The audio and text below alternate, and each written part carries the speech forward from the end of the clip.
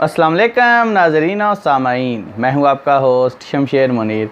आज की वीडियो में हम बात करेंगे सुर्ख ज़िरकोन और याकूत के बारे में कि इन दोनों के दरमियान क्या फ़र्क है। मैंने अपनी लास्ट वीडियो में आप लोगों को बताया था कि सुर्ख ज़िरकोन का जो कलर है और उसकी जो जसामत है वो सेम टू सेम है, रूबी की तरह ही नज़र आता है। ऐसा ही लगता है कि ये रूबी है। सो आज की वीडियो में मैं आप लोगों को छोटी छोटी बातें बताऊंगा जिससे आप लोगों को पता चल जाएगा कि कौन सा ज़िरकोन है और कौन सा रूबी है, क्योंकि बहुत सारे लोग कंफ्यूज हो जाते हैं। ज़िरकोन को देखकर वो समझते हैं कि ये याकूत है।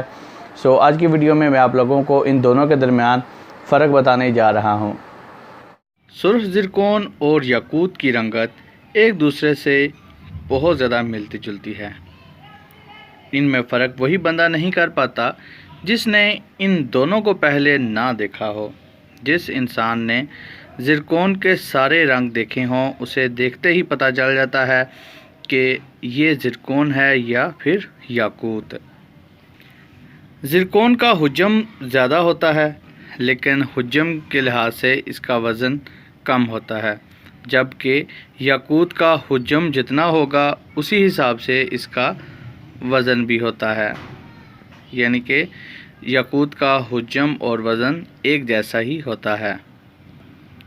यानी अगर याकूत पत्थर का हुज्म ज़्यादा है तो इसका वज़न भी ज़्यादा होगा। अगर इसका हुज्म थोड़ा कम है तो इसका वज़न भी कम ही होगा। इसकी एक और बड़ी निशानी है कि ज़िरकोन की निचली सतह जो है इस पर तकोन बनी होती है।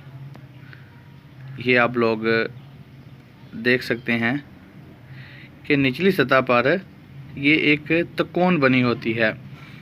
ज़िरकोन कोई भी हो उसके नीचे तकोन ज़रूर मौजूद होती है, जबकि अगर हम याकूत को देखें तो इसकी निचली सतह पर बैक साइड पर कोई तकोन नज़र नहीं आ रही है आपको।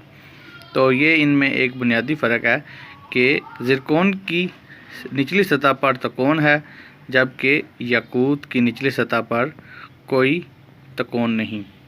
फिर बात करते हैं कि ज़िरकोन के अंदर आपको छोटे छोटे ज़रात नज़र आ रहे हैं। ये भी इसमें भी आपको नज़र आ रहे होंगे, जिसकी वजह से इसकी चमक बहुत ज़्यादा हो जाती है, जबकि याकूत पत्थर में आपको कोई भी ज़रात नज़र नहीं आ रहे होते। ये आप लोग वाज़े तौर पे देख लेते हैं कि ज़िरकोन में ज़रात हैं, जबकि याकूत में ज़रात नहीं हैं।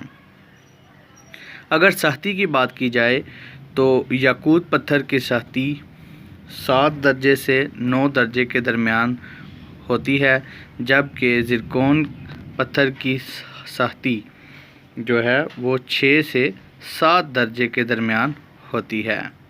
तो ये 5 बातें थीं जिनसे आप ज़िरकोन और याकूत की पहचान कर सकते हैं कि कौन सा ज़िरकोन है और कौन सा सुर्ख याकूत।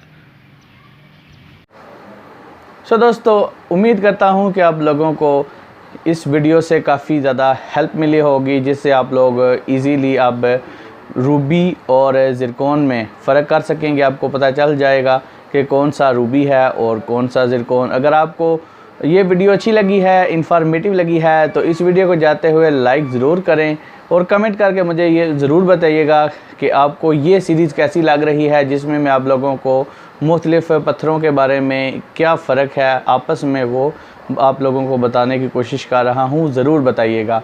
अगर आप मेरे चैनल पर पहली बार आए हैं तो इस चैनल को भी ज़रूर सब्सक्राइब कर लें। So guys, thanks for watching. अल्लाह हाफिज़।